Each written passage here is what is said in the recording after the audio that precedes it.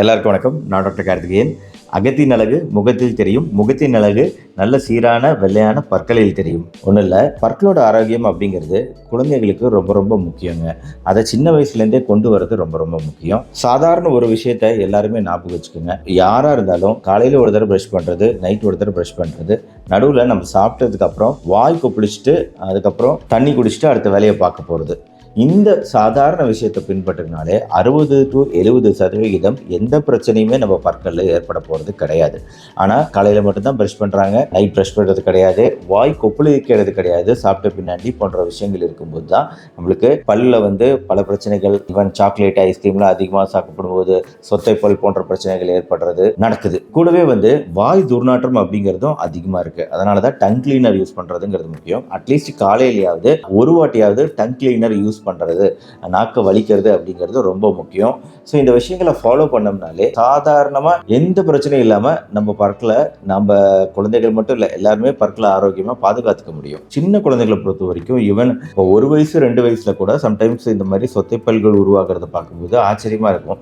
ஆனால் அதுக்கு காரணம் என்னன்னா வெறும் பால் மட்டுமே குடித்தா கூட, பால் குடித்ததுக்கப்புறம் அப்படியே நம்ம விட்டுறோம். அந்த பால்லையுமே சர்க்கரை இருக்குது, லாக்டோஸுங்கிற சுகர் இருக்குது. இந்த சுகர் தான் அந்த பல் அரிப்புக்கு காரணமாக அமைஞ்சிடுது, கேவிட்டிஸ் ஏற்படுறதுக்கு. அதனால ஈவன் குழந்தைங்க பால் குடிச்சிருந்தா கூட சின்ன குழந்தைங்களுக்கு 1 வயசுக்கு உள்ள இருக்கக்கூடிய குழந்தைகளுக்கு அந்த பற்கள் இருக்கிற பகுதியை தொடச்சி விடுதல் ரொம்ப முக்கியம். 1 வயசுக்கு மேற்பட்ட குழந்தைகள் அப்படின்னா அந்த பற்கள் இருக்க பகுதியை சுத்தமான துணியால தொடச்சி விடுதல் முக்கியம். ஃபிங்கர் பிரஷ் அப்படின்னு சொல்லிட்டு விரல்களால அந்த பற்களை சுத்தம் பண்ணி விடுறது முக்கியம். பட் அதுக்கு முன்னாடி விரல்கள் சுத்தமா இருக்கணும். இன்னும் கொஞ்சம் பெரிய குழந்தை அப்படின்னா பேபி பிரஷ் வச்சு ஒரு 8 வயசு வரைக்கும் இந்த பேபி பிரஷ் வச்சு பிரஷ் பண்றது அப்படிங்கிற வழக்கத்தை கொண்டு வரணும். பிரஷ் பண்றதுக்கு முன்னாடி ஒரு பட்டாணி சைஸ்க்கு பேஸ்ட் வச்சா போதும். ஒரு 2 to 3 நிமிஷம் டைம் ஸ்பெண்ட் பண்ணும் அந்த பிரஷிங் பண்றதுக்கு.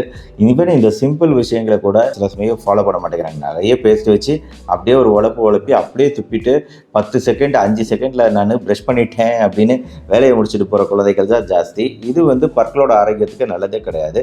அவங்க அந்த பற்கள் துளக்கிறதுக்கு டைம் ஸ்பெண்ட் பண்ணணும். 2 நிமிஷத்துலேருந்து 3 நிமிஷமாவது டைம் ஸ்பெண்ட் பண்ணாதான் அந்த பற்கள் கொஞ்சமாவது கிளீன் ஆகும். இது இல்லாமல் சின்ன வயசுல இருந்தே அவங்க குழந்தைகளோட பற்களுக்கு ஒரு கேர் கொடுக்கறது முக்கியம். சப்போஸ் பிரச்சனை வருது, சொத்தைப்பல்லாம் வருது அப்படின்னா உடனடியாக பல் மருத்துவரை நாடி அந்த விஷயங்களை சரி செஞ்சுக்கிறது. இன்னும் கொஞ்சம் பெரியவங்க ஆக சம்டைம்ஸ் பற்கள் வெவ்வேறு சைடில் முளைக்குது அப்படின்னா நம்ம முக அமைப்பை மாற்றுறதுக்கான சரியான நேரம் அந்த குழந்தை பருவம் தான். அதனால பல் மருத்துவர்கிட்ட கன்சல்ட் பண்ணி அந்த கிளிப்பு மாதிரி போட்டு அந்த குழந்தைகளோட முக அமைப்பு எதிர்காலத்தில் நல்லபடியாக வரத்துக்கு உதவி செய்யக்கூடிய நேரம்னா அந்த சின்ன வயசுலேயே அதை சரி செய்கிறது தான்.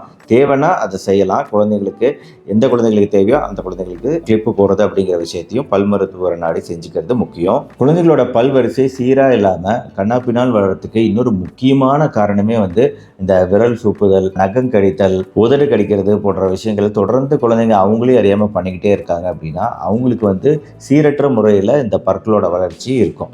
அதனால் இந்த பழக்கங்களை எல்லாம் முடிஞ்ச அளவு எப்படி கண்ட்ரோல் பண்ணுறதுன்னு பார்த்து கண்ட்ரோல் பண்ணுங்கள். ஸோ இதெல்லாம் தான் குழந்தைகள் பொறுத்த வரைக்கும் அவங்க பல் கவனித்தல் பொறுத்த வரைக்கும் செய்ய வேண்டிய முக்கியமான விஷயங்கள், பெற்றோராகிய நாம் செய்ய வேண்டிய விஷயங்கள். ஸோ குழந்தைங்களுக்கான பல் பராமரிப்பு குறித்த இந்த வீடியோ கண்டிப்பாக குழந்தைங்க வச்சிருக்க எல்லாருக்குமே ஷேர் பண்ணுங்கள். இந்த வீடியோ பிடிச்சிருச்சா லைக் பண்ணுங்கள். நம்ம சேனல் டாக்டர் கார்த்திகேயன் இது வரைக்கும் சப்ஸ்கிரைப் பண்ணலாம், சப்ஸ்கிரைப் பண்ணிக்கோங்க. அந்த பெல்லைக்கான கிளிக் பண்ணி வச்சுக்கோங்க. அடுத்தடுத்த வீடியோக்கள் பார்க்க மறுபடியும் நாளைக்கு பார்ப்போம். நன்றி, வணக்கம்.